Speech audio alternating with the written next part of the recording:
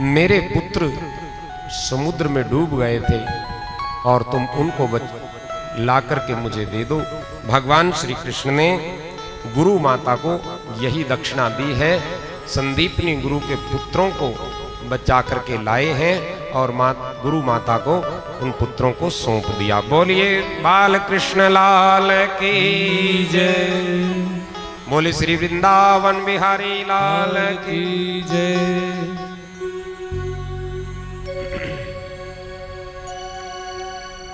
और अब एक दिन भगवान श्री कृष्ण यानी कि जब मथुरा में रह रहे हैं तो मथुरा में रहते हुए भी उनके देखो कमी तो मथुरा में किसी चीज की नहीं है, मथुरा में किसी चीज की कमी नहीं है। माता देवकी और पिता वसुदेव भी उसी तरह से दुलार करते हैं जैसे नंद और यशोदा दुलार करते थे। किसी चीज की कमी नहीं है। वहां उद्धव जैसे उनके परम ज्ञानी सखा हैं जो साक्षात बृहस्पति के ही शिष्य हैं, लेकिन कन्हैया यहां उदास रहने लगे, उदास रहते हैं, भोजन अनमने मन से करते हैं, उदास रहने लगे। तो माता देवकी ने एक दिन उद्धव को बुलाया, उद्धव से कहा कि उद्धव तुम तो साक्षात बृहस्पति के शिष्य हो, ज्ञान के भंडार हो, तुम ही अपने मित्र से पूछो कि बात क्या है, किस लिए उदास रहते हैं। उद्धव जी कृष्ण के उस कक्ष में गए हैं, क्योंकि सखा वो होता है जो अपने सखा के भावों को, विचारों को समझ लेता है। कक्ष में गए तो कन्हैया एक उस खिड़की को खोल करके और उस मार्ग की ओर देख रहे हैं जो मार्ग ब्रज की ओर जाता है, उस रास्ते की ओर देख रहे हैं। वहां मेरी गोपियां हैं, मेरे ग्वाले हैं, मेरे सखा हैं, मेरे निज जन हैं। बार बार उनकी याद आती है। और जैसे ही उद्धव जी ने जाकर के कंधे पर हाथ रखा, मित्र कहो क्या बात है, थोड़ा बोलो, कहो मित्र बात क्या है। भगवान कृष्ण कहने लगे कि नहीं नहीं कुछ बात नहीं, कि नहीं कुछ तो बात है। अपने मित्र से, अपने सखा से छुपाया नहीं करते, बताओ बात क्या है, चेहरे पर उदासी क्यों है। भगवान कृष्ण आज कहने लगे, उद्धव मोह ब्रज बिसरत नाही। हे उद्धव मुझे बार बार ब्रज की याद आती है। उद्धव मोह ब्रज बिसरत नाही, हंस सुता का सुंदर कलरव, हंस सुता का सुंदर कलरव, और कदमन की छाही। उद्धव मोह ब्रज बिसरत नाही, उद्धव मोह ब्रज बिसरत नाही। उद्धव बार बार मुझे ब्रज की याद आ रही है। वहां की गौवें, वहां के ग्वाले, माता यशोदा, नंद बाबा, मेरे सखा, सब के सब बार बार मुझे याद आ रहे हैं। और मैं जानता हूं वो भी मेरे विरह में इसी तरह से रहते हैं, बार बार वो भी मुझे याद करते होंगे, वो भी एक पल के लिए मुझे विस्मृत नहीं कर पाते, भूल नहीं पाते। और भैया उद्धव देखो, आप तो परम ज्ञानी होना, बहुत बड़े विद्वान होना, बस मेरा इतना सा काम कर देना, जाओ तुम ब्रज में चले जाओ और उन गोपियों को, मेरे निज जनों को संदेश दे करके आना। क्योंकि वो ज्ञान उनके पास नहीं है, वो ज्ञानी नहीं है, वो ब्रह्म को नहीं जानती, ईश्वर का स्वरूप क्या है वो नहीं जानती, बस वो मेरे विरह में रहती हैं। और जाकर के तुम उनको ज्ञान का संदेश दे करके आना। तुम तो ईश्वर तत्व को अच्छे से जानने वाले हो, तुम्हारे से अच्छा कौन जानता है। उद्धव ने कहा कि ठीक है, मैं जरूर ब्रज में जाऊंगा। और भगवान के कहने पर उद्धव तैयार हो। और यहां एक बात और कही है कि तुम ऐसे ही जाओगे ना तो तुम्हें ब्रजवासी महत्व नहीं देंगे। ब्रजवासी मेरे प्रेम में इतने मगन रहते हैं, वो मेरे सिवाय और किसी को महत्व देते नहीं हैं। तुम मेरे ही वस्त्र धारण करके जाना। तो भगवान श्री कृष्ण का ही वेश धारण करके उद्धव जी ब्रज में पहुंच गए। और उनकी ब्रज यात्रा का बड़ा सुंदर वर्णन है, भक्ति का साक्षात दर्शन है।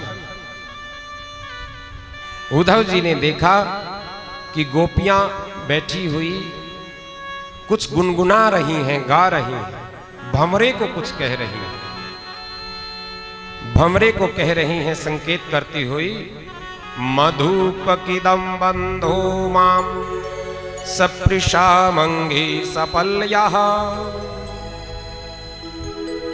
हे कपटी कृष्ण के मित्र, तू मेरे पैरों को मत छू। भंवरा गोपी के पांव को उसने छू लिया तो गोपी कहने लगी कि तू कपटी है, मेरे पांव को मत छू। और जैसा कृष्ण काला है वैसे तुम भी काले हो, जैसा कपटी कृष्ण है वैसे ही कपटी तुम हो, तुम यहां से दूर चले जाओ।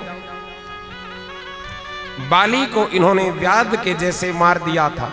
एक गोपी कहने लगी, मृगुयीरीव कपिंद्र विद्यधे लुब्ध धर्म।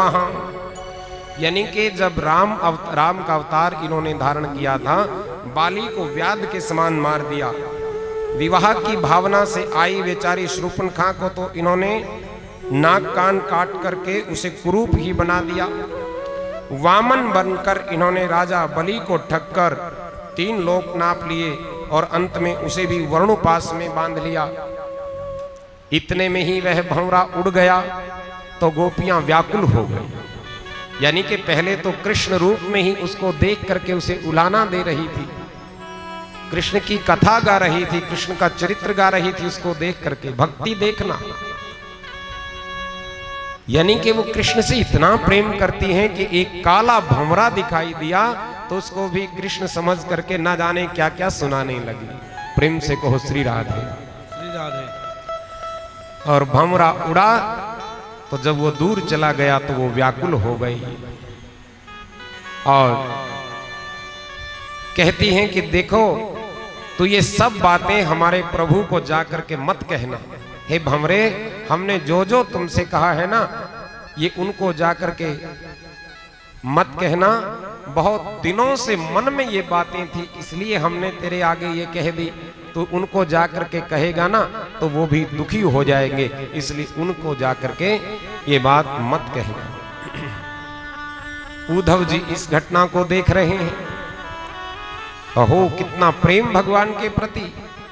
अहो यूयं संपूर्णार्थ भवत्यो लोक पूजिता वासुदेवे भगवती यासा मित्यवर्तिं मनः।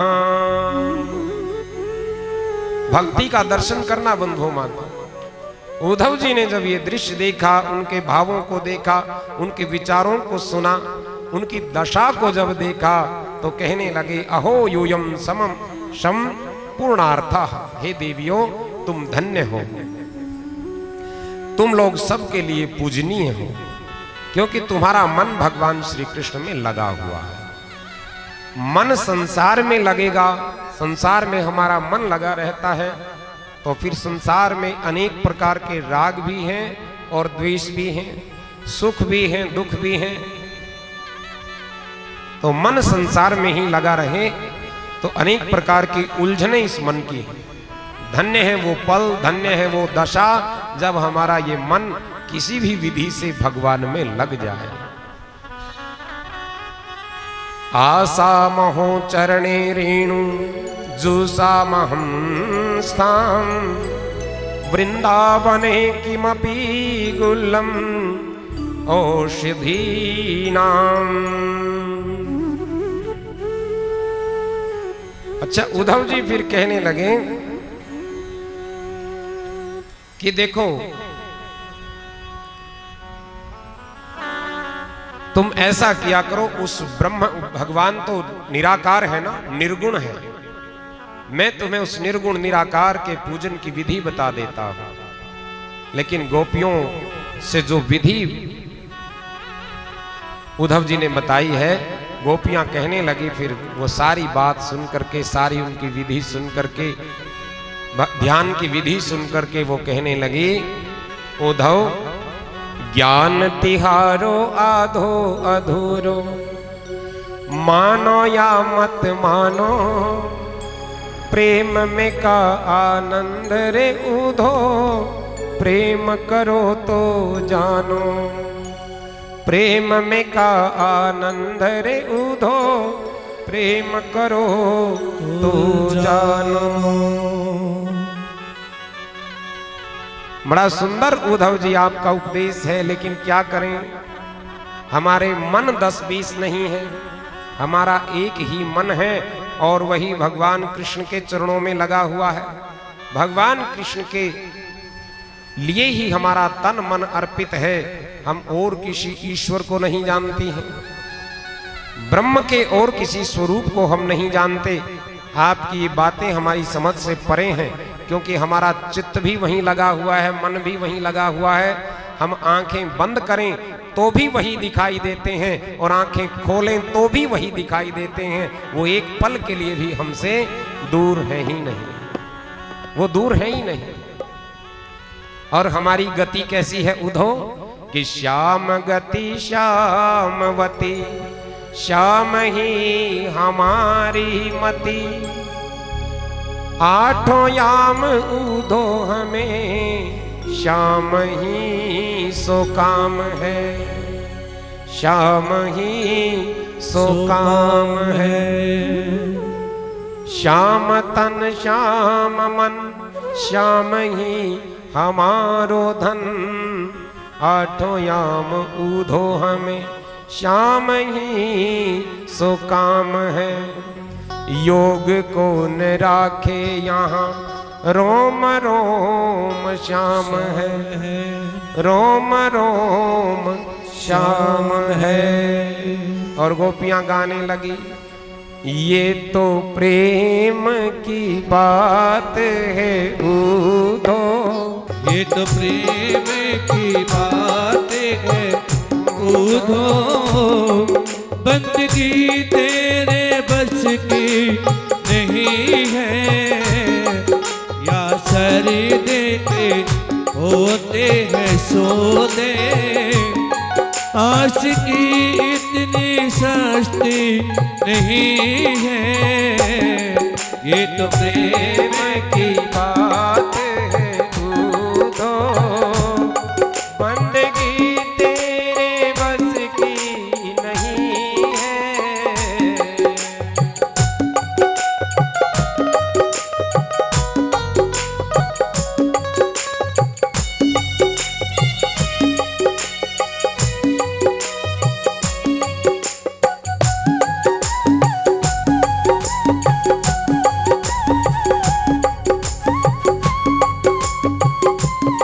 हरी हरी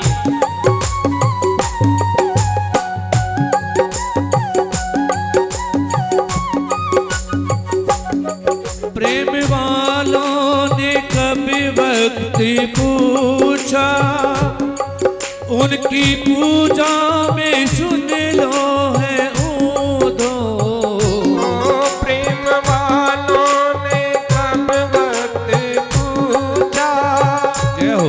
उनकी पूजा में सुन ले उधो, प्रेम वालों ने कभी वक्त पूछा, उनकी पूजा में सुन लो है उधो, यह दम दम पे होती है पूजा, सर झुकाने की फुर्सत नहीं है।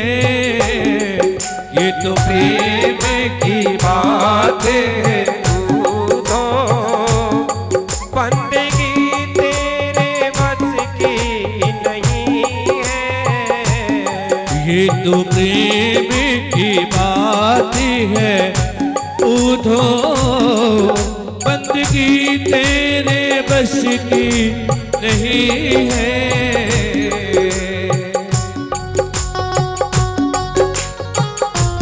हरी हरी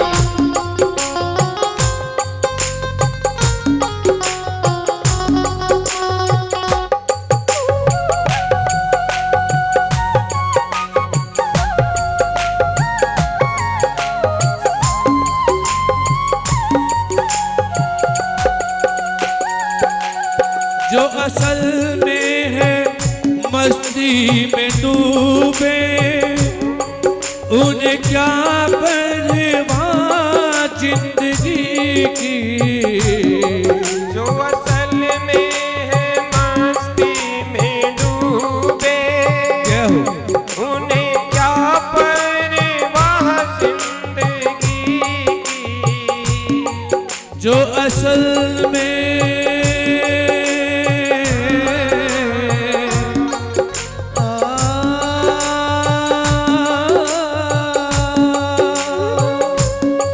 जो असल में है मस्ती में डूबे, उन्हें क्या परवाह जिंदगी की। जो उतरती है चढ़ती है मस्ती, वो हकीकत में मस्ती नहीं है। ये तो प्रेम की बात है। तो बंदगी तेरे बस की नहीं है। यहाँ सर दे के होती है पूजा, आशिकी इतनी सस्ती नहीं है।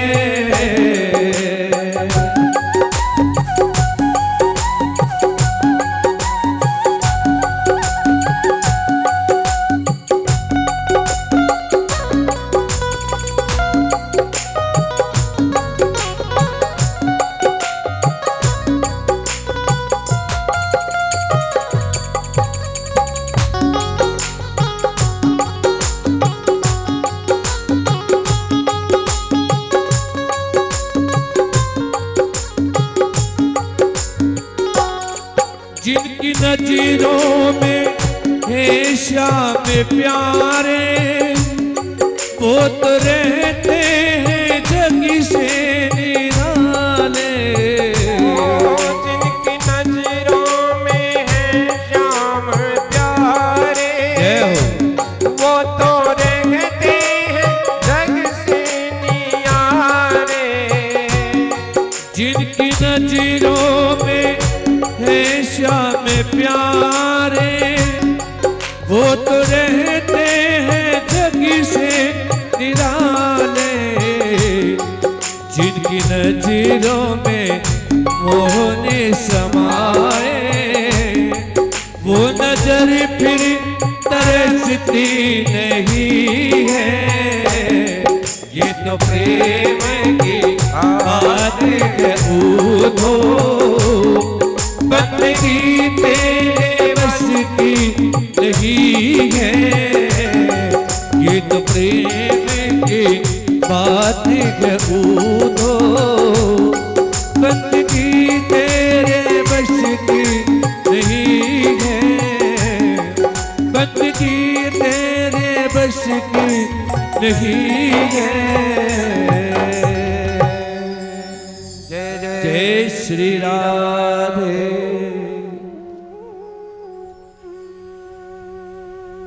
गोपियों का ये भाव देख करके उद्धव जी के,